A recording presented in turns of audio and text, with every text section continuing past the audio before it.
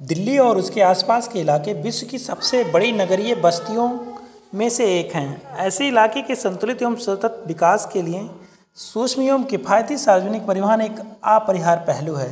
Delhi NCR की ऐसी ही आवश्यकता है। पूर्ति के लिए national capital region transport corporation NCRTC ने रैपिड एक्स जैसा विकल्प उपलब्ध कराया है। इस regional rapid transit system RRTS परियोजना को साकार रूप देने के लिए भारत सरकार के अलावा उत्तर प्रदेश, हरियाणा और राजस्थान सरकारें साथ आई हैं। यह उनका संयुक्त उपक्रम है। प्रधानमंत्री नरेंद्र मोदी रैपिड एक्स के दिल्ली गाजियाबाद मेरठ कॉरिडोर के साहिबाबाद दुहाई खंड का उद्घाटन करेंगे। इसके साथ ही देश की पहली रैपिड एक्स परियोजना प्रचालन में आ जाएगी। रैपिड एक्स का लक्ष्य लोगों को तेज, सुरक्षित, आरामदायक और भरोसेमंद यात्रा प्रदान करना है, और वह भी किफ़ायती दरों पर। अपने इसी लक्ष्य की पूर्ति के लिए रैपिड एक्स एक समय पर 180 किलोमीटर प्रति घंटा की रफ्तार से दौड़ती नजर आएगी। दिल्ली मेरठ एक्सप्रेसवे से पहले दिल्ली और मेरठ के बीच की यात्रा बड़ी मुश्किलों भरी हुआ करती थी।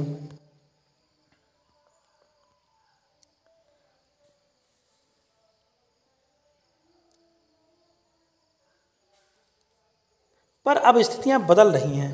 इसमें आरआरटीएस की भी अहम भूमिका होगी।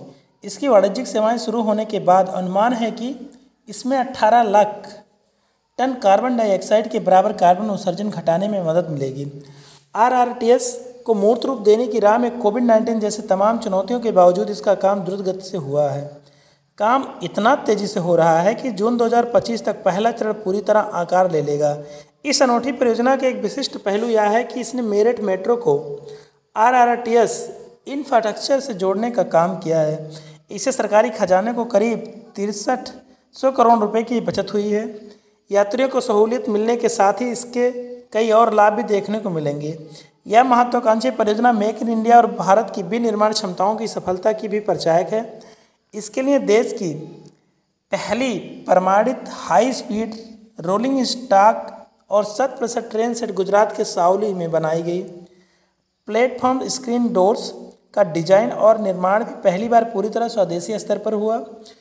इसके लिए एनसीआरटीसी और भारत इलेक्ट्रॉनिक लिमिटेड बीईएल की साझेदारी रंग लाई। सार्वजनिक परिवहन के स्तर पर यह पहल असल में देश की नई क्षमताओं का शंखनाद है। यह परियोजना PM Gatishakti national master plan NEMP के अनुरूप ही डिजाइन की गई है, ताकि एक कॉरिडोर से दूसरे कॉरिडोर के बीच आरआरटीएस की निर्बाध आवाजाही से मल्टी मॉडल कनेक्टिविटी मूर्त रूप ले सके और इसमें यात्रियों को इंटरचेंज की कोई दुविधा न झेलनी पड़े। यात्रियों की दुविधा के लिए आरआरटीएस स्टेशनों को मौजूदा बस टर्मिनलों, रेलवे और मेट्रो स्टेशनों के साथ जोड़ दिया गया है। आरआरटीएस ट्रेनों में महिलाओं के लिए विशेष कोच होगा। इतना ही नहीं, प्रत्येक कोच में महिलाओं, बच्चों, बुजुर्गों और दिव्यांगों के लिए भी विशेष सीटें चिन्हित की जाएंगी। हमारी परिचालन क्षमताओं का 40% हिस्सा महिलाओं ने ही संभाला हुआ है। आपात स्थिति में मरीजों को समय से आवश्यक स्वास्थ्य सुविधाओं तक पहुंचाने के लिए ग्रीन कॉरिडोर सुविधा जैसी पहल भी की गई है। सार्वजनिक परिवहन के स्तर पर भारत में पहली बार ऐसा होने जा रहा है।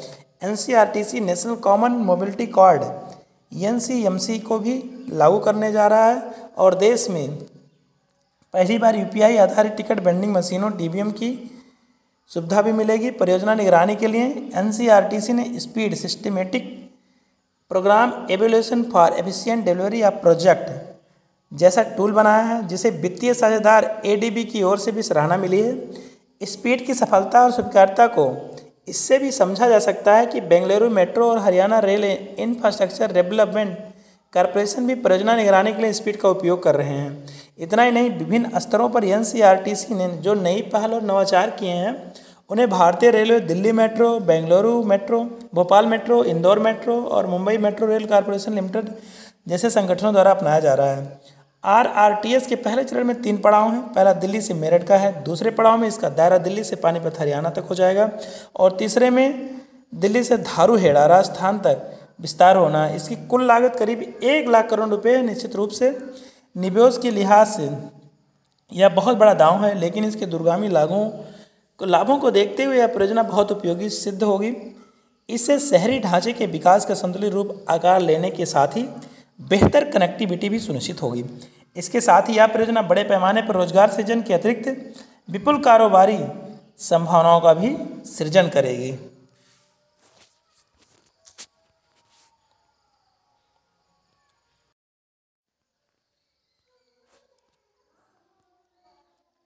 दिल्ली और उसके आसपास के इलाके